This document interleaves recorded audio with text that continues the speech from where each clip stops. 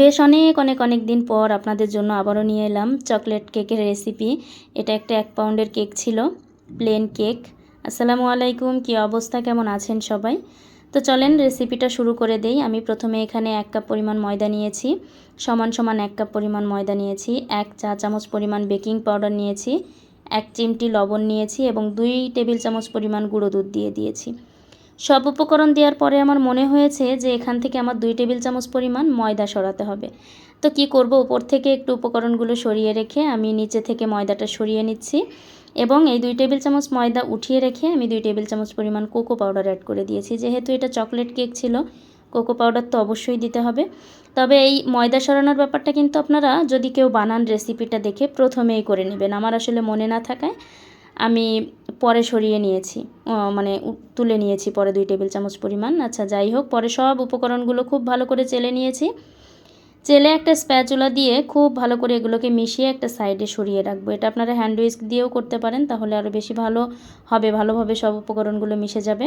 আচ্ছা, এরপর একটা বলে আমি এখানে 2টা ডিম নিয়ে নিয়েছি, 1 কাপের একটু কম চিনি নিয়েছি এবং হাফ কাপ তেল আর হচ্ছে চকলেট ইমালশন দিয়ে দিয়েছি একটু, হাফ চামচেরও অনেক কম দিয়েছি। আর আবারও বলি, চিনিটা অপশনাল, আপনারা যে যেরকম চিনি খেতে পছন্দ করেন বেশি বা কম বেশি করে নেবেন।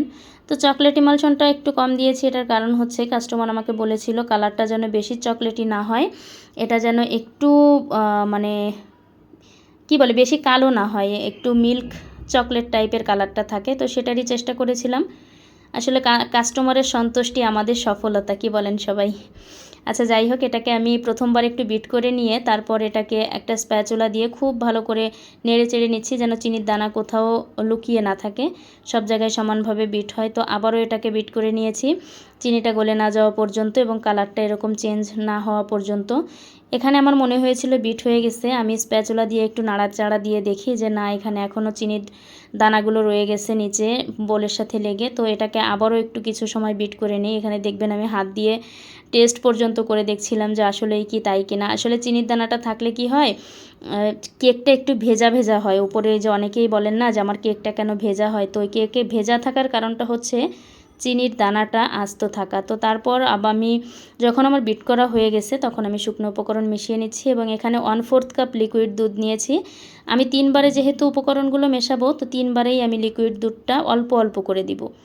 আপনারা আমার ভিডিওটা দেখলে পুরোটা বুঝতে পারবেন, আসলে এখানে বলার কিছুই নাই। তবে এই যে আমি মেশাচ্ছি এটা কিন্তু খুবই আলতো হাতে মেশাতে হবে, এটা খুব তাড়াহুড়ো করে মেশানো যাবে না, তাহলে কিন্তু ডিমের যেই ফোমটা ওটা নষ্ট হয়ে যাবে। যদিও বা আমরা খুব বেশি এখানে বিট করিনি, তারপরেও খুব আলতো হাতে মেশাতে হবে এটাকে। আমি 3বারে উপকরণটা মেশাচ্ছি, এটা দ্বিতীয়বার ছিল। এখানে ভিডিও কারণে আপনারা একটু দেখতে পাচ্ছেন যে অনেক বেশি স্পিডে, আমি এর থেকেও খুব আস্তে আস্তে মিশিয়েছি। মানে কেক বানানোর বলতে পারেন এটা হচ্ছে ধৈর্য পরীক্ষা। তো যাই হোক, আমার সব কিছু মেশানো হয়ে গেলে আমি আগে থেকেই এখানে একটা মোল্ডে 8 ইঞ্চি একটা মোল্ড নিয়েছি। 1 পাউন্ড কেকের জন্য 8 ইঞ্চি একটা মোল্ডই যথেষ্ট। তো আমি আগে থেকেই একেবারে শুরুতে আমি একটা মোল্ডে কাগজ বিছিয়ে রেখেছিলাম, সাইডে তেল ব্রাশ করে রেখেছিলাম। আপনারাও যদি এরকম কেক বানাতে যান তাহলে প্রথমেই সব কিছু একবারে গুছিয়ে রাখবেন, এতে করে তাড়াহুড়ো লাগে না, খুবই ভালোভাবে তৈরি করা যায়। তো এখন আমার যেহেতু উপকরণগুলো মেশানো শেষ, আমি মোল্ডে ঢেলে নিব। একটু মানে ঘুরিয়ে ঘুরিয়ে ঢেলে নিচ্ছি, দেখতে পাচ্ছেন। আর আমার ব্যাটারের ঘনত্বটাও আপনারা বুঝতে পারছেন। আমি একটা কাঠির সাহায্যে এটাকে একটু নেড়ে চেড়ে নিলাম এবং ট্যাপ ট্যাপ করে তারপর চুলায় বসিয়ে দিয়েছিলাম। আমি কিন্তু এটা ইলেকট্রিক চুলায় বানিয়েছিলাম, আমি লাইভে দেখিয়েছিলাম, আমি সেদিন লাইভ করছিলাম, তো লাইভে দেখিয়েছিলাম আমার কেকটাকে। তো এখন মোল্ড আউট করার পালা। এটা আমার ছেলের স্কুলের একজন গার্ডিয়ান অর্ডার করেছিলেন আমার কাছে। তো দেখতেই পাচ্ছেন মোল্ডটা ভীষণ গরম ছিল। আমি এখানে একটা টিস্যু দিয়ে মোল্ডটাকে ধরে সরিয়ে তারপর এটাকে মোল্ড আউট করে পেপারগুলো উঠিয়ে নিই এবং এরপর পিস পিস করি। তবে আমার কাছে মনে হচ্ছিল কেকটা একটু ফাঁকা ফাঁকা লাগছে, তো তারপর আমি একটু চকলেটকে পাইপিং ব্যাগের ভেতর নিয়ে এটাকে মেল্ট করে একটু উপর দিয়ে দিচ্ছিলাম, যেন দেখতে একটু সুন্দর লাগে।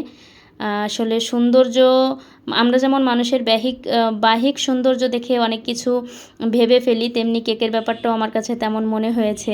তো তার জন্য তাকে একটু সাজগোজ করিয়ে নিলাম। তো আপনাদের কাছে আমার এই ভিডিওটা কেকের রেসিপিটা কেমন লাগলো অবশ্যই জানাবেন, জানাতে ভুলবেন না।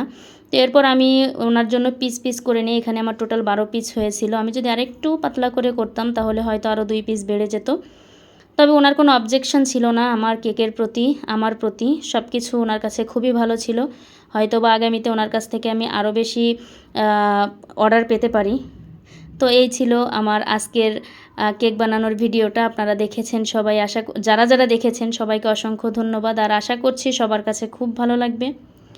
আর এই ছিল কেকের ফাইনাল লুকটা। তো আজকে এই পর্যন্তই। আল্লাহ হাফেজ, ভালো থাকবেন সবাই আর দোয়া করবেন আমার জন্য।